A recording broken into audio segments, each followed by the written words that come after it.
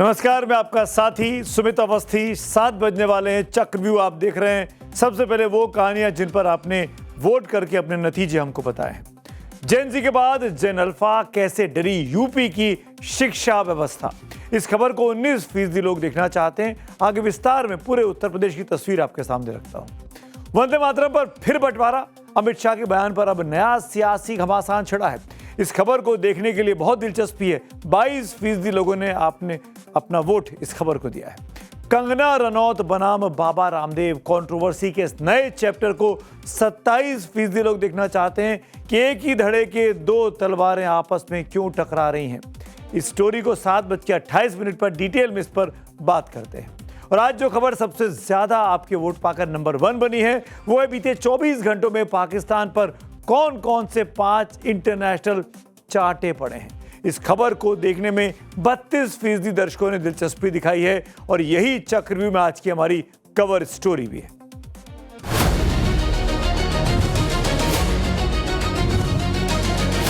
This is an important part of India, and so I'm here visiting.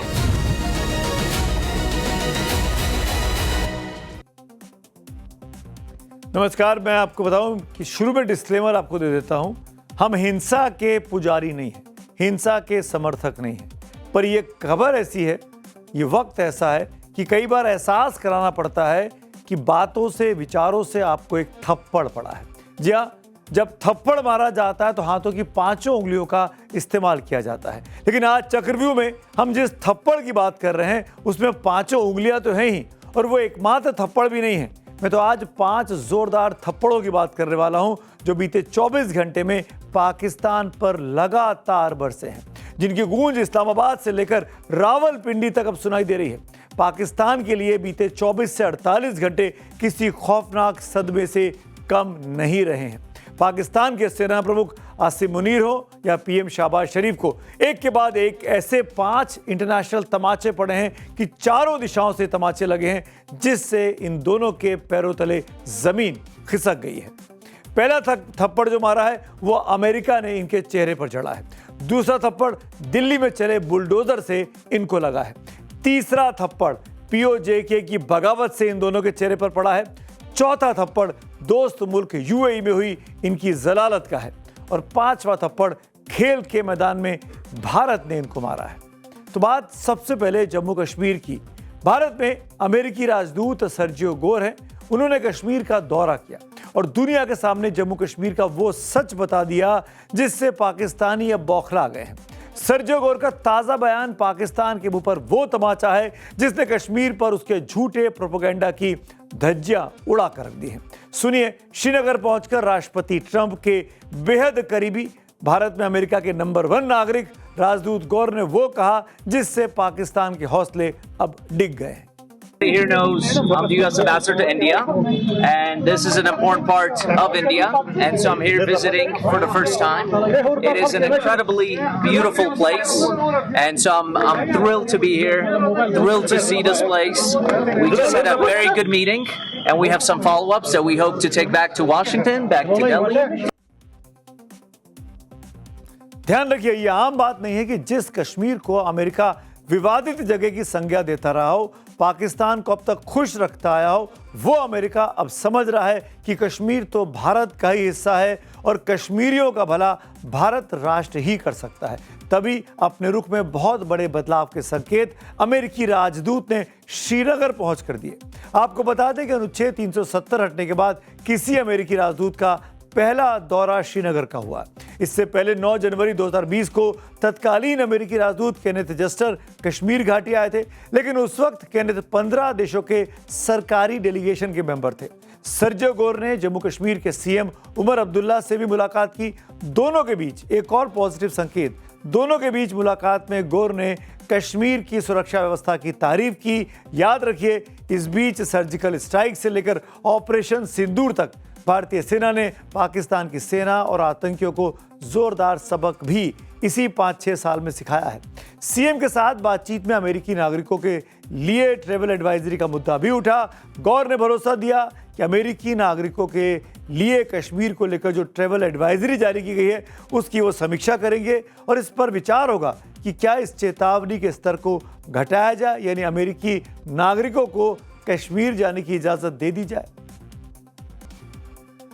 यानी भारत और America Kashmir के मामले पर लगातार अपनी दूरियां अब कम कर रहे हैं।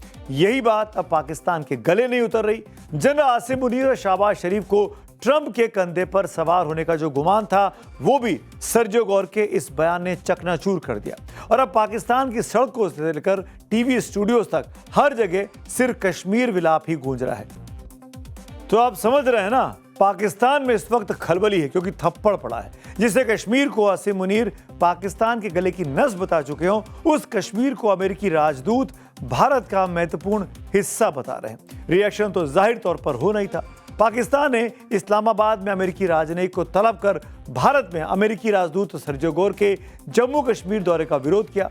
पाकिस्तान ने सर्जियो गौर के जम्मू कश्मीर पर दिए बयान पर आपत्ति जताई। पाकिस्तान ने कहा कि जम्मू कश्मीर का समाधान संयुक्त राष्ट्र के प्रस्तावों के तहत ही होना चाहिए। पाकिस्तान के रिएक्शन को रिटायर्ड सीनियर डिप्लोमेट अपने देश में दीपक बोरा किस तरीके से देखते हैं, समझिए जरा। तो अब अगर जिहादिस्तान में आग लग रही है, जो कुछ सर्जियो गौर ने कहा है वो भारतवासियों के लिए भी है, कश्मीरियों के लिए भी है और जिहादिस्तान के लिए भी है। ये मत समझो हमेशा के लिए हम आपके साथ हैं। मैंने आपके खेती मार्शल यानी फील्ड मार्शल पिंजरे वाली मुनिया की तारीफ क्या कर दी, आप सोचने लगे कि आप तो मेरे मालिक बन गए हो। ऐसा नहीं है। तो भाई आप देखेंगे, ये तो अभी पहला एपिसोड है। सर्जियो गौर का दौरा यहीं पर नहीं थमा। श्रीनगर में जम्मू कश्मीर को भारत का अहम हिस्सा बताकर अमेरिकी राजदूत गौर अब लेह में है। एम्बेसडर गौर का लेह दौरा क्यों है, मैं आगे मैं उसको बताऊंगा, लेकिन उसके पहले बात पाकिस्तान को लगे दूसरे और बाकी थप्पड़ों की कर लेते हैं। एक तरफ पाकिस्तान को कूटनीतिक मोर्चे पर अमेरिका से झटका मिला तो दिल्ली में जवाबी बुलडोजर चला। भारत ने यह एक्शन बीती रात लिया। दिल्ली पुलिस ने चाणक्यपुरी के शांति पथ पर मौजूद पाकिस्तान हाई कमीशन के बाहर लगे ट्रैफिक बैरिकेड्स और क्यू मैनेजमेंट के लिए बनाए गए अवैध ढांचे बुलडोजर से हटा दिए। ये कार्रवाई पाकिस्तान की तरफ से इस्लामाबाद में भारतीय हाई कमीशन के बाहर लगाए गए पार्किंग पोल हटाने के ठीक 3 दिन बाद की गई है।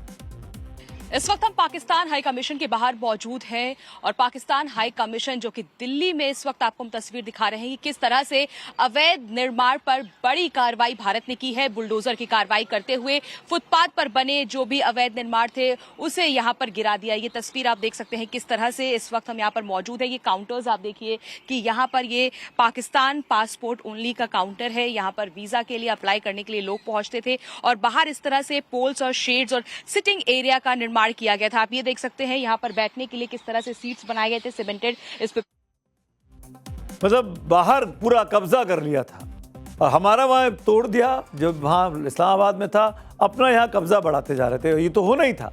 दिल्ली पुलिस की नजर पड़ी और तुरंत इस पर कार्रवाई कर दी गई। जनरल मुनीर और शहबाज को तीसरा झटका पाकिस्तान के अवैध कब्जे वाले जम्मू कश्मीर से लगा है। पीओजे में पाकिस्तान के खिलाफ नाराजगी अब नई पीढ़ी की आवाज बनती जा रही है। एक वायरल वीडियो में यहाँ की जेनजी छात्रा जनरल मुनीर की फौज के जवानों को सीधे चुनौती देती और जमकर लताड़ लगाती नजर आ रही है। पीओजे की जेनजी या कहें कि वहां के कॉकरोच की आवाज। वहीं भारतीय विदेश मंत्रालय ने भी पाकिस्तान के अवैध कब्जे वाले जम्मू कश्मीर में हो रहे विरोध प्रदर्शनों और मौत पर गहरी चिंता जाहिर की है। पाकिस्तान अधिकृत कश्मीर में वहां पर जो चल रहे प्रोटेस्ट है उसको लेके था। तो जैसा कि मैंने बताया कि बहुत सारे लोगों की जानें गई हैं वहां और साथ ही साथ बहुत सारे लोग वहां पर हताहत हुए। उसके अलावा बहुत लोग को इंजरीज भी आई हैं। हालात ऐसी है कि जो वहां पर आवाम है, लोग हैं, उनको अंतर्राष्ट्रीय समुदाय से सिंपैथी की, सॉलिडारिटी की जरूरत है। और पाकिस्तान की जलालत की कहानी वहां की संसद में उनके ही सांसद अब सुना रहे हैं। पाकिस्तान के पूर्व स्पीकर रहे असद कैसर कहते हैं कि ईरान युद्ध के समय पाकिस्तानियों के साथ इस्लामिक भाई संयुक्त अरब अमीरात में जो सलूक किया गया उसे शब्दों में बयान नहीं किया जा सकता। दो बातें, ये कैसर साहब पाकिस्तान की जो विपक्षी पार्टी है इमरान खान की पार्टी उसके सांसद हैं और ये वो यूएई की बात कर रहे हैं जो पाकिस्तान का मित्र देश है। वो उसके साथ यानी आप पाकिस्तान यूएई के साथ मिलकर इस्लामिक देशों का एक नेटो कंट्री बनाने की जुगाड़ में इन दिनों लगा हुआ है। पाकिस्तान को आखिरी यानी 5वां थप्पड़ खेल के मैदान पर पड़ा है। हॉकी की दुनिया की सबसे बड़ी जंग में भारत ने पाकिस्तान का गुरूर कल चकनाचूर कर दिया। नीदरलैंड में हॉकी वर्ल्ड कप में भारतीय टीम ने पाकिस्तान को 3 के मुकाबले 5 गोलों से रौंदकर अगले राउंड में जगह बना ली और इसी के साथ पाकिस्तान की टीम का टूर्नामेंट से शर्मनाक तरीके से बाहर का रास्ता उसको दिखा दिया। एक बार फिर अब बात करता हूं भारत में अमेरिकी राजदूत सर्जी गोर की, जो जम्मू कश्मीर को भारत का अहम हिस्सा बताने वाले बयान से पाकिस्तान को चुभने वाली बात अब कहने के बाद लेह में है। 2020 में गलवान घाटी में चीन के साथ सैन्य झड़पों के बाद किसी मौजूदा अमेरिकी राजदूत का रणनीतिक रूप से संवेदनशील हिमालय क्षेत्र का ये पहला दौरा है। शुक्रवार को एम्बेसडर गौर की तिब्बती आध्यात्मिक नेता दलाई लामा से भी मुलाकात की खबरें हैं।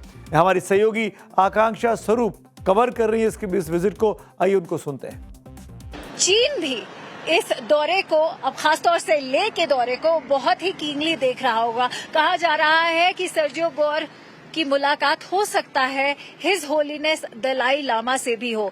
अब याद रखिए, चीन दलाई लामा को एक रिलीजियस फिगर नहीं, पॉलिटिकल फिगर मानता है, क्योंकि वो टिबेटन कॉज के लिए खड़े हो रहे हैं। अब यदि वो मिलते हैं तो भी अपने आप में एक बयान है चीन के लिए, और यदि वो नहीं मिलते हैं तो भी वो अपने आप में एक बयान है चीन के लिए, क्योंकि कहा जा रहा है कि सर्जियो गौर अब चीन को भी ये बताना चाहते हैं कि वो टिबेटन फ्रीडम के कॉज के लिए साथ में खड़े हैं। सर्जियो गौर के जम्मू कश्मीर और लेह के दौरे पर आखिर इस्लामाबाद से लेकर बीजिंग तक की पैनी नजर क्यों है? तो इसकी बहुत बड़ी वजह है सर्जियो गौर के ट्रंप से उनकी नजदीकी होना। सर्जियो गौर अमेरिकी राष्ट्रपति डोनाल्ड ट्रंप के बहुत करीबी कहे जाते हैं। ट्रंप के अमेरिका फर्स्ट एजेंडे के कट्टर समर्थक हैं। ट्रंप के बड़े बेटे डोनाल्ड ट्रंप जूनियर के साथ विनिंग टीम पब्लिशिंग के को फाउंडर हैं। गौर व्हाइट हाउस के प्रेसिडेंशियल पर्सन ऑफिस के डायरेक्टर रह चुके हैं। इसी साल जनवरी में गौर ने भारत में 26वें अमेरिकी राजदूत का पदभार भी संभाला। भारत के साथ साथ गौर दक्षिण और मध्य एशिया के लिए राष्ट्रपति ट्रंप के स्पेशल एनवॉय यानी विशेष दूत भी हैं। जाहिर है अमेरिका की सत्ताधारी रिपब्लिकन पार्टी ट्रंप के इनर सर्कल और चुनावी अभियानों में सर्जियो गौर का गहरा रसूख देखती है और जम्मू कश्मीर पर सर्जियो गौर के मैसेज से साफ है कि कश्मीर पर पाकिस्तान विलाप करता रहेगा, लेकिन ग्राउंड रियलिटी यही है कि कश्मीर भारत का अभिन्न अंग था, है और रहेगा। यह हकीकत दुनिया भी समझ चुकी है और पाकिस्तान को भी अब इसे गले अपने उतार लेना चाहिए, नहीं तो जनरल मुनीर के पाकिस्तान के गले की नस कभी भी दब जाएगी। ऐसे में अब फैसला मुनीर और शहबाज शरीफ को करना है कि वह रोज ऐसी फजीयत कराना चाहते हैं या फिर भारत के सख्त तेवरों से कोई सबक सीखते हैं। और जाते जाते एक बात और, वो सबसे इंपॉर्टेंट है, कश्मीर हमारा था, है और रहेगा। हमको किसी अमेरिकी सर्टिफिकेट की जरूरत नहीं है। अमेरिका ने जो कहा, गौर ने जो कहा, वो पाकिस्तान को छुआ है। भारत को बहुत खुश होने की जरूरत नहीं है, वो भी तब जब ट्रंप के साथ, उस एडमिनिस्ट्रेशन के साथ भारत के संबंध कैसे ऊपर नीचे होते हैं, हमने बीते 6 महीनों में बहुत कुछ देखा है। आगे बढ़ते हैं अगली कहानी की ओर। यह कहानी वंदे मातरम की है। वंदे मातरम पर अब बंटवारा है। सियासी बंटवारे की लकीर वंदे मातरम के संपूर्ण गान को लेकर खिंच गई है। राष्ट्रीय गीत वंदे मातरम को लेकर विवाद बढ़ता जा रहा है। इस विवाद में आज केंद्रीय गृह मंत्री अमित शाह की एंट्री होगी। शाह के बयान के बाद कैसे और बढ़ गया सियासी घमासान, पहले इसका एक झलक देख लीजिए।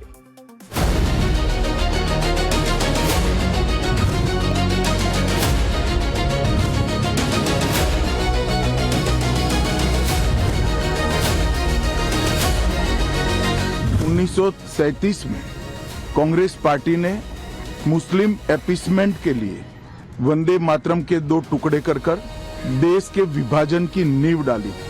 मतलब अमित शाह अब अपने आप को सरदार पटेल से बड़ा मानने लगे। आपका कांग्रेस अब मुस्लिम लीग बन गया है वोट के लिए।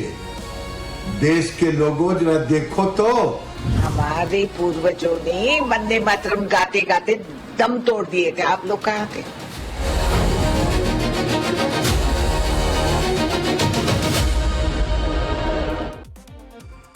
वैसे वंदे मातरम का विवाद बरसों से उसका पुराना नाता है, लेकिन ताजा विवाद तो 15 अगस्त को जब भाषण हुआ उसके बाद जो कांग्रेस दफ्तर में देखा गया उसके बाद शुरू हुआ। बीजेपी ने 15 अगस्त को कांग्रेस मुख्यालय में राष्ट्रीय गीत के अपमान का आरोप लगाया। फिर गोवा में कांग्रेस के कार्यक्रम में कांग्रेस अध्यक्ष मल्लिकार्जुन खड़गे ने वंदे मातरम की शुरुआती 2 छंद ही गाए, लेकिन वंदे मातरम को लेकर कांग्रेस वर्किंग कमेटी ने कि जो फैसला कल किया उसके बाद विवाद और ज्यादा गर्मा गया। कांग्रेस वर्किंग कमेटी ने फैसला किया है कि कांग्रेस के कार्यकर्ता वंदे मातरम को लेकर 1937 के कांग्रेस कार्य समिति के प्रस्ताव को ही मानेंगे, यानी कांग्रेस के कार्यक्रमों में वंदे मातरम के शुरू के 2 स्टैंजा 2 छंद ही गाए जाएंगे, पूरे 6 स्टैंजा नहीं गाएंगे। कांग्रेस का कहना है कि 1937 में महात्मा गांधी, सरदार पटेल, जवाहरलाल नेहरू, मौलाना आजाद, रविन्द्रनाथ टैगोर, सुभाष चंद्र बोस, इन तमाम टॉप लीडरशिप ने सर्वसम्मति से यह फैसला किया था कि कांग्रेस कि आने वाले वक्त में इसके केवल 2 ही शुरुआती पैराग्राफ गाए जाने चाहिए।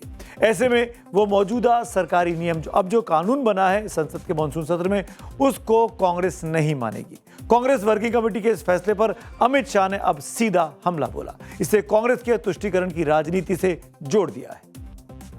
कांग्रेस का यह निर्णय केवल और केवल इनकी घोर तुष्टीकरण की नीति की पुष्टि करता है। आज कांग्रेस पार्टी 1937 का अपनी पार्टी का रिजोल्यूशन मान रही है और पार्लियामेंट के एक्ट को नकार रही है। 1937 में कांग्रेस पार्टी ने मुस्लिम अपीसमेंट के लिए वंदे मातरम के 2 टुकड़े कर देश के विभाजन की नींव डाली थी और वहीं से 2 राष्ट्र के सिद्धांत को ताकत मिली थी और अंततोगत्वा देश का विभाजन हुआ और पाकिस्तान का जन्म हुआ था। बड़ा इल्जाम लगाया गृह मंत्री ने, ये कहते हुए कि 37 में जो कांग्रेस के अधिवेशन में नियम पास हुआ उसकी वजह से आगे जाके 47 में बंटवारा हुआ। अमित शाह ने कांग्रेस पर आरोप लगाया कि 1937 में वंदे मातरम को लेकर जो फैसला उस वक्त कांग्रेस की कार्य समिति ने किया था उससे 2 राष्ट्र के सिद्धांत को मजबूती मिली, जिसके बाद आगे चलकर बंटवारा हुआ भारत और पाकिस्तान के बीच में। शाह के इस बयान पर अब कांग्रेस की तरफ से कड़ा पलटवार किया गया है। हमारा स्टैंड वेरी क्लियर है। 1937 का resolution Mahatma Gandhi ji, Pandit Jawaharlal Nehru ji, Rabindranath Tagore ji, Subhash Chandra Bose ji, this type of Sardar Patel ji, this type of topmost leadership of that point of time decided that whatever the decision they took, we will abide that decisions. जिन स्वतंत्रता सेनानियों को BJP अपना hero बताती है, मानती है, महात्मा गांधी के अलावा सरदार पटेल और सुभाष चंद्र बोस, वो 1937 के उस कांग्रेस अधिवेशन का हिस्सा थे जो सर्वसम्मति से फैसला लिया गया। उसमें सब की सहमति थी। उस वक्त के हालात को ध्यान में रखकर यह फैसला लिया गया होगा। वंदे मातरम को लेकर यह विवाद ऐसे वक्त और तूल पकड़ता है जब संसद ने हाल ही में इसे कानूनी संरक्षण देने वाला एक कानून पास कर दिया है। इसके तहत राष्ट्रगीत वंदे मातरम को राष्ट्रगान जन गण मन के बराबर ही कानूनी संरक्षण दिया गया है। जानबूझकर इसके अपमान या गायन में रुकावट डालने पर 3 साल तक की जेल, जुर्माना या दोनों का प्रावधान है। लेकिन यहां मैं एक बात बहुत साफ कर देना चाहता हूं, 2026 के कानून में यह कहीं भी नहीं कहा गया है कि पूरे 6 छंद को ना गाना अपराध माना जाएगा। कानून की नजर में अपराध तब होगा जब कोई जानबूझकर राष्ट्रगीत का गायन रोके या उसके गायन में रुकावट पैदा करे। हाँ, नए कानून में यह जरूर लिखा है कि वंदे मातरम के गायन के दौरान सभी लोग सावधान की मुद्रा में खड़े रहेंगे, जैसा कि जनगण मन में होता है।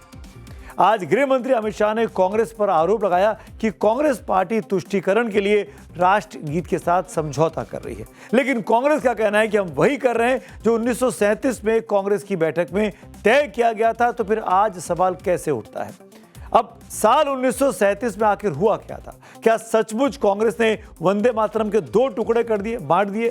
क्या यह फैसला मुस्लिम लीग जिन्ना के दबाव में किया गया?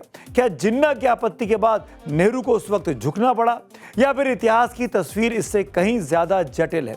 आज के इस पूरे विवाद को समझने के लिए हमको 1937 में चलना होगा। उस दौर को याद करना पड़ेगा कि भारत में अंग्रेजों का शासन था और वो जो थे वो आपस में फूट डालकर शासन करने में विश्वास कर रहे थे। वंदे मातरम को लेकर हुए 89 साल पुराने विवाद को जानने से पहले अब ये भी जान लीजिए कि बंकिम चंद्र चट्टोपाध्याय ने इस गीत को 7 नवंबर 1875 को अक्षय नवमी पर लिखा था। बाद में 1882 में उन्होंने इसे अपने उपन्यास आनंद मठ में शामिल किया, और जब आनंद मठ में शामिल किया तो शुरुआती जो वंदे मातरम लिखा गया था उसमें कुछ नए पैराग्राफ्स जोड़ दिए गए। यानी पहला वंदे मातरम और दूसरे वंदे मातरम में अंतर था। दूसरा वंदे मातरम गीत जो था वो ज़्यादा बड़ा था। 1896 में भारतीय राष्ट्रीय कांग्रेस के अधिवेशन में गुरुवर रविन्द्रनाथ टैगोर ने मंच पर वंदे मातरम गाया था, जिसने गुलामी के दौर में हिंदुस्तानियों के भीतर आज़ादी की आग जगाई। 1905 में जब बंग भंग का आंदोलन चल रहा था, उस वक्त बंकिम बाबू का लिखा गाना खूब गाया गया, जिससे देशवासियों में कूट कूट कर राष्ट्र प्रेम की भावना जागी थी और उसने उस पूरी लड़ाई में अंग्रेजों को करारी शिकस्त भी दी थी। लेकिन 1905 से 1937 के बीच के 32 वर्षों में देश में बहुत कुछ बदला। 1925 में मत भूलिए, देश में राष्ट्रीय स्वयंसेवक संघ का गठन होता है 1925 में। 1928 आते आते मोहम्मद अली जिन्ना ने भी सांप्रदायिक राजनीति अपना ली थी। 1937 आते आते वंदे मातरम को लेकर एक बहुत बड़ी कंट्रोवर्सी हुई। विवाद की शुरुआत मोहम्मद अली जिन्ना ने की। 15 अक्टूबर 1937 को अखिल भारतीय मुस्लिम लीग के लखनऊ अधिवेशन में जिन्ना ने अपने अध्यक्षीय भाषण में कांग्रेस पर यह आरोप लगाया कि वो हिंदी को राष्ट्रभाषा बनाना चाहती है, तिरंगे को राष्ट्रीय ध्वज का सम्मान दिलाना चाहती है और वंदे मातरम को राष्ट्रीय गीत बनाकर सभी पर थोप देना चाहती है। जिन्ना ने इसे मुस्लिम हितों के खिलाफ बताया, टकराव बताया। जिन्ना का वो भाषण इंडियन एनुअल रजिस्टर 1937 में प्रकाशित हुआ, जिसमें जिन्ना ने मंच से कहा था कि हिंदी को पूरे भारत की राष्ट्रीय भाषा बनाया जाना है और वंदे मातरम को राष्ट्रीय गीत बनाया जाना है और इसे सब पर थोपा जाना है। शुरू में ही बहुसंख्यक समुदाय ने अपना इरादा साफ दिखा दिया है कि हिंदुस्तान हिंदुओं के लिए है। कांग्रेस सिर्फ राष्ट्रवाद के नाम पर मुखौटा लगाए हुए है, जबकि हिंदू महासभा साफ साफ बोलती है। इसके 5 दिन के बाद 20 अक्टूबर 1937 को जवाहरलाल नेहरू ने सुभाष चंद्र बोस को पत्र लिखा। पत्र का मूल अंश नेहरू आर्काइव में आप भी देख सकते हैं और पढ़ सकते हैं, जिसमें नेहरू ने साफ साफ लिखा कि इसमें कोई शक नहीं कि वंदे मातरम के खिलाफ जो विरोध हो रहा है उसका एक बड़ा हिस्सा सांप्रदायिक लोगों ने जानबूझकर खड़ा किया है, लेकिन साथ साथ ये भी सही है कि उनकी आपत्ति में कुछ वास्तविक आधार भी है। हम जो भी फैसला करें उसका मकसद सिर्फ सांप्रदायिक लोगों को खुश करना नहीं होना चाहिए, लेकिन जहां लोगों की कोई वास्तविक शिकायत या समस्या है उसे समझकर उसका समाधान जरूर किया जाना चाहिए। लेकिन वंदे मातरम के गायन को लेकर महात्मा गांधी की राय क्या थी, इससे आप ICHR यानी भारतीय इतिहास अनुसंधान परिषद के director research and administration doctor Om ji Upadhyay से जान लीजिए। 1 जुलाई 1939 को हरिजन पत्रिका में जब गांधी जी अपना लेख लिखते हैं तो वो कहते हैं कि मैं तो इतने समय से इसको गाता आ रहा हूँ, इतने समय से कांग्रेस के अधिवेशनों में 30-40 वर्षों से गाया जा रहा है, लेकिन कभी ये अनुभव हुआ ही नहीं कि हिंदुओं का गीत हो सकता है या कोई मुसलमानों को इसमें कोई आपत्ति हो सकती है। ये शुद्ध सोने जैसा है, ये वो अपने लेख। तब नेहरू और सुभाष चंद्र बोस ने रविन्द्रनाथ टैगोर की राय लेने का फैसला किया था, क्योंकि वंदे मातरम को राष्ट्रीय आंदोलन में प्रतिष्ठा दिलाने वाले में खुद टैगोर सबसे आगे थे। इतिहासकार सब्यसाची भट्टाचार्य अपनी किताब Vande Mataram the biography of a song में 26 अक्टूबर 1937 को रविन्द्रनाथ टैगोर के जवाहरलाल नेहरू के नाम लिखे लेटर का जिक्र करते हैं। उस वक्त नेहरू कांग्रेस के अध्यक्ष थे। नेहरू को लिखे पत्र में टैगोर ने साफ लिखा, मैं ये मानता हूं कि अगर बंकिम चंद्र चट्टोपाध्याय की पूरी वंदे मातरम कविता को उसके संदर्भ के साथ पढ़ा जाए तो उसकी कुछ बातें ऐसी हो सकती हैं जिनसे मुस्लिम समुदाय की भावनाएं आहत हों। लेकिन आज जो राष्ट्रीय गीत के रूप में वंदे मातरम के सिर्फ पहले 2 अंतरे गाए जाते हैं, उन्हें हर बार पूरी कविता या उस कहानी से जोड़कर देखने की जरूरत नहीं है जिससे ये कविता जुड़ी हुई थी। अब वंदे मातरम के इन शुरुआती 2 अंतरों की अपनी एक अलग पहचान बन चुकी है और मुझे इसमें कोई बात नहीं दिखती जो किसी धर्म या समुदाय की भावनाओं को ठेस पहुंचाए। सब्यसाची भट्टाचार्य अपनी किताब में लिखते हैं कि टैगोर का वो पत्र कांग्रेस वर्किंग कमेटी के प्रस्ताव को गहराई से प्रभावित करने वाला साबित हुआ। वो प्रस्ताव 28 अक्टूबर 1937 को कोलकाता में पास किया गया, जिस वक्त महात्मा गांधी, नेहरू, सरदार पटेल, सुभाष चंद्र बोस, मौलाना आजाद जैसे कांग्रेस के बड़े नेता मौजूद थे और सर्वसम्मति से प्रस्ताव पास हुआ। उसी CWC की बैठक में फैसला हुआ कि राष्ट्रीय सभाओं में वंदे मातरम के सिर्फ पहले 2 स्टैंजा ही गाए जाएंगे। तब इस फैसले के पीछे की वजह देश में हिंदू मुस्लिम एकता बनाए रखने की कोशिश मानी गई थी। 24 जनवरी 1950 को संविधान सभा की आखिरी बैठक में डॉक्टर राजेंद्र प्रसाद ने घोषणा की कि जन गण मन राष्ट्रगान होगा और वंदे मातरम राष्ट्रीय गीत होगा। जनगण मन और वंदे मातरम को एक समान सम्मान दिया जाएगा। उस समय संविधान सभा के सदस्य के रूप में सरदार पटेल और श्यामा प्रसाद मुखर्जी उसके सदस्य थे। तब श्यामा प्रसाद मुखर्जी ने इस फैसले का कोई विरोध भी नहीं किया था, वो भी इस फैसले के साथ दिखाई दिए थे।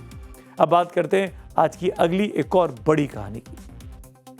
जेन अल्फा यानी 2013 के बाद पैदा हुई वो पीढ़ी जो तकनीक की गोद में बड़ी हो रही है। उम्र छोटी है लेकिन डिजिटल दुनिया पर पकड़ मजबूत है। सोशल मीडिया, रील्स और इंटरनेट के दौर में जेन अल्फा की आवाज अब सिर्फ स्क्रीन तक सीमित नहीं है। अपने हक और अधिकारों के लिए बच्चे सड़कों पर उतर आए, यानी उंगलियों पर सोशल मीडिया चलाने वाली ये पीढ़ी अब अपने अधिकारों के लिए सीधे राइट के लिए फाइट कर रही है। और यही वजह कि जेन अल्फा की बढ़ती ताकत और मुखर होती आवाज से व्यवस्था डरी दिखाई दे रही है। और ये सिर्फ एक राज्य तक अब सीमित नहीं है। अपने अधिकारों के लिए ये नन्हे नन्हे बच्चे सीधे व्यवस्था से टकराने से नहीं डर रहे हैं। अब ये तस्वीरें आज यूपी के अलग अलग शहरों से आई हैं। कहीं शिक्षा और अधिकारों को लेकर सवाल है तो कहीं अपने भविष्य और बेहतर व्यवस्था की मांग। आजमगढ़, उन्नाव, कन्नौज, महोबा समेत यूपी के कई शहरों से आज दिन भर ऐसी तस्वीरें आई हैं। कहीं सड़क खराब है तो कहीं टीचर्स नहीं है। शिक्षकों और बुनियादी सुविधाओं के अभाव ने आज बच्चों के सब्र का बांध तोड़ डाला है।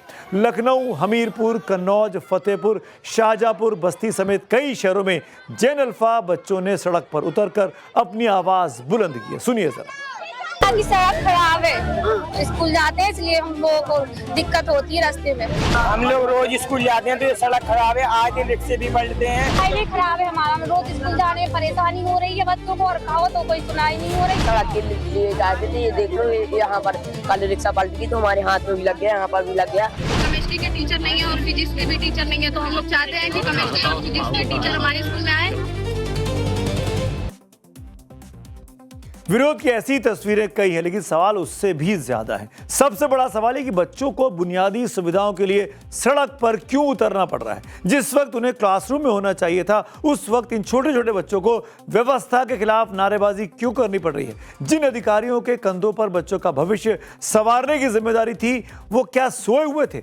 अब जब बच्चों की तस्वीरें पूरे देश के सामने हैं तो अधिकारियों के होश उड़ गए हैं। सवालों के घेरे में आई व्यवस्था के बीच अपनी नाकामी पर पर्दा डालने के लिए या उसका जवाब से बचने की बजाय अब कैमरे पर बैन लगाने की कोशिश ये तमाम अधिकारी कर रहे हैं, सच्चाई ताकि सामने ना आने पाए।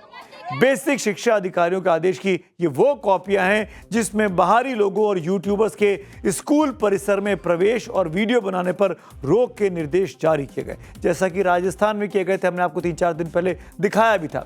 इन सरकारी आदेशों में साफ साफ लिखा है कि बिना अनुमति के स्कूल के अंदर फोटोग्राफी और वीडियोग्राफी पूरी तरह बैन है। क्यों भाई, क्यों तस्वीरें बाहर नहीं आनी चाहिए? और अगर किसी ने भी आदेश का पालन नहीं किया तो उस पर FIR करने के निर्देश इस आदेश में लिखे गए। तरह के लोग जो पूरा माहौल को खराब करना चाहते हैं, वो अंदर जाकर वहाँ पे बच्चों को परेशान करते हैं और बच्चों की सुरक्षा भी जो है वो खतरे में रहती है। इसलिए हम लोगों ने ये निर्णय लिया है।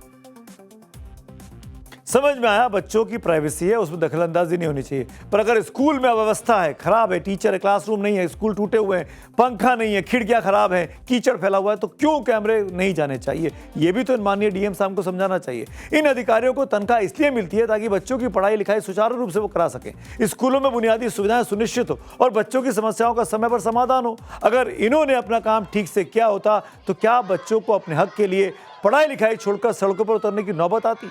लेकिन अब इन तस्वीरों को देखकर अधिकारियों के हाथ पांव फूल गए हैं। सवाल है कि अगर किसी स्कूल में बुनियादी समस्या है और उसका वीडियो बनकर सामने आ रहा है तो फिर परेशानी क्यों हो रही है? क्यों समस्या कैमरे से नहीं पैदा होती? कैमरा तो सिर्फ समस्या को सामने लाता है।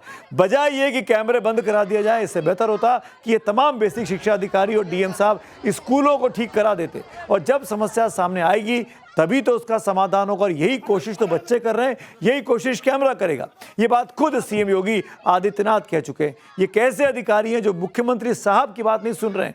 जिस कैमरे को अब रोकने की कोशिश हो रही है, उसी कैमरे से सामने आई तस्वीरों पर खुद CM योगी पहले ही संज्ञान ले चुके हैं। आज ये कह रहे हैं कि हम स्कूलों का वीडियो बनाएंगे। जरूर बनाओ भाई। हमने तो ऑपरेशन कायाकल्प के माध्यम से हर स्कूल के अच्छी फ्लोरिंग बनवाने में योगदान किया है।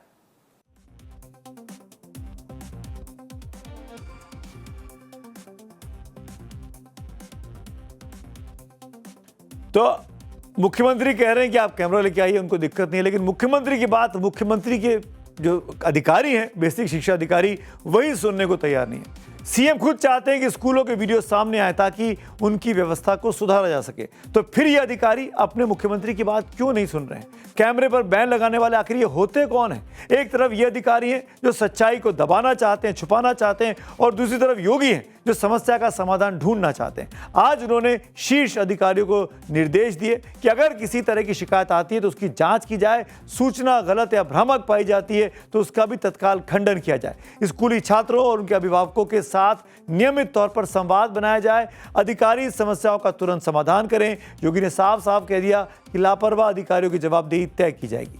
मुख्यमंत्री योगी ने तो बच्चों की समस्याओं को सुनने के लिए टॉप गियर लगा दिया, लेकिन इन पुलिस वालों का क्या करें जो बच्चों को लात मारते दिखाई दे रहे हैं?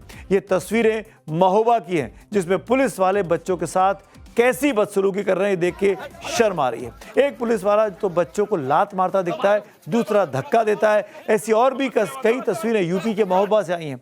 महोबा जिले के रैपुरा कला गांव के ये बच्चे खराब सड़क को लेकर प्रदर्शन कर रहे थे।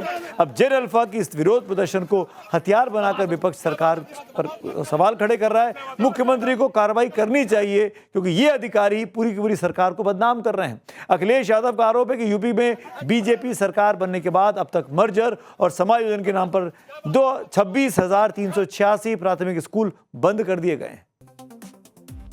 राजस्थान के बाद अब उत्तर प्रदेश के सरकारी स्कूलों में कैमरों की एंट्री पर ताला लगा दिया गया है। राजस्थान में 16 अगस्त को शिक्षा विभाग ने सरकारी स्कूलों में बिना अनुमति के एंट्री करने और फोटो वीडियो रिकॉर्डिंग पर प्रतिबंध लगा दिया था। हमने आपको पूरी खबर दिखाई थी। हालांकि यूपी में शिक्षा विभाग ने ऐसा कोई सर्कुलर अपनी तरफ से जारी नहीं किया है, लेकिन कुछ जिलों में वहां के अधिकारियों ने पाबंदी लगा दी, यानी राज्य स्तर पर पाबंदी लगाकर जिला स्तर पर पाबंदी लगाएगी, जिसके आदेश की कॉपी हम आपको लगातार दिखा भी चुके हैं। लेकिन सवाल ये कि अगर तस्वीरें सच सामने ला रही हैं तो कैमरे पर रोक क्यों लगाई जा रही है? समस्या को छिपाने से स्कूल ठीक नहीं होंगे। आपकी छवि खराब करने का मकसद नहीं है, मकसद है कि स्कूल की व्यवस्था ठीक हो। समस्या सामने आएगी तभी जिम्मेदारों से सवाल होगा, तभी समाधान की उम्मीद बनेगी, और सरकारों की तो जवाबदेही, ब्यूरोक्रेट्स की तो जवाबदेही जनता के लिए होनी चाहिए। शिक्षा व्यवस्था में बदहाली का मुद्दा किसी एक राज्य या किसी एक सरकार तक सीमित नहीं है। हम दिल्ली के जंतर मंतर पर छात्रों का आंदोलन देख चुके हैं, जहां परीक्षा व्यवस्था और शिक्षा से जुड़े सवालों को लेकर लंबे वक्त तक आवाज उठी और आखिरकार धर्मेंद्र प्रधान को इस्तीफा देना पड़ा। रांची में भी छात्रों का आंदोलन किस तरह तेज हुआ, यह भी देश ने देखा। परीक्षाओं में कथित अनियमितताओं को लेकर छात्र सड़कों पर उतरे और विधानसभा का घेराव किया। आखिरकार सरकार को, हेमंत सोरेन सरकार को झुकना पड़ा। उज्जैन की तस्वीर आप देखिए, मध्य प्रदेश की, जहां छोटे छोटे बच्चों ने स्कूल को दूर शिफ्ट करने के विरोध में व्यवस्था के खिलाफ ताली बजाकर मोर्चा निकाला। बच्चों की इस आवाज का असर भी हुआ। प्रशासन ने आखिरकार स्कूल को यथावत रखने का फैसला किया। 6 अगस्त को प्रियांक खड़गे और खुद डीके शिव कुमार बेंगलुरु के फ्रीडम पार्क पहुंचे थे, जहां बड़ी संख्या में छात्र प्रदर्शन कर रहे थे। उन्होंने छात्रों की बात सुनी और समस्याओं को समझा। इसके बाद सरकार ने एग्रीकल्चर ऑफिसर की परीक्षा को स्थगित कर दिया। यानी बच्चे जब सड़क पर उतर रहे हैं तो उसका इंपैक्ट हो रहा है, उसका असर हो रहा है। व्यवस्था डरी हुई है और डरी हुई व्यवस्था ही नहीं चाहती कि कैमरे ऑन हो। आगे बढ़ते हैं आज की अगली कहानी की ओर। थोड़ा लेट हो गया हूं, 7:28 पर दिखाना था, लेकिन ये कहानी बच्चों वाली बहुत जरूरी थी। और अब बात कंगना रनौत और बाबा रामदेव के बीच छिड़े विवाद की। असहमति लोकतंत्र की ताकत है, लेकिन असहमति की भाषा अगर अपमान बन जाए, जब समाज में तर्क की जगह तंज और विचार की जगह व्यक्तिगत हमला ले लेता है, तो बहस मुद्दे से भटक जाती है। कंगना रनौत इन दिनों ऐसी ही भाषा का इस्तेमाल कर रही है। माननीय कंगना रनौत सांसद महोदय, जेन जी को जनरेशन गटर बताने वाले उनके बयान पर विवाद थमा ही नहीं। अब कंगना रनौत योग गुरु बाबा रामदेव पर भड़क गई हैं। इस बार भी कंगना रनौत की भाषा ऐसी है जिसमें सांसद या माननीय वाली फील नहीं आती है। कंगना रनौत भूल जाती हैं कि वो एक्ट्रेस कंगना अब नहीं है, बल्कि वो लाखों लोगों को रिप्रेजेंट करने वाली सांसद कंगना बन चुकी है। विवाद तब शुरू हुआ जब योग गुरु बाबा रामदेव से कंगना रनौत के जनरेशन गटर वाले बयान पर प्रतिक्रिया मांगी गई। बाबा रामदेव ने क्या कहा वो आपको बताऊंगा, लेकिन पहले देखिए कि कंगना रनौत ने बाबा रामदेव को लेकर इंस्टाग्राम पर अपनी स्टोरीज में क्या पोस्ट किया। कंगना रनौत ने लिखा, बाबा जी मेरी जवानी या बेडरूम के बारे में दिन में सपने मत देखिए। कोई सिर्फ अफवाहों और गॉसिप के आधार पर ही ऐसा सोच सकता है। कम से कम मुझे कभी सुप्रीम कोर्ट से झूठे या फर्जी मेडिकल दावों को लेकर फटकार नहीं लगी है, इसीलिए मुझे चरित्र का पाठ मत पढ़ाइए।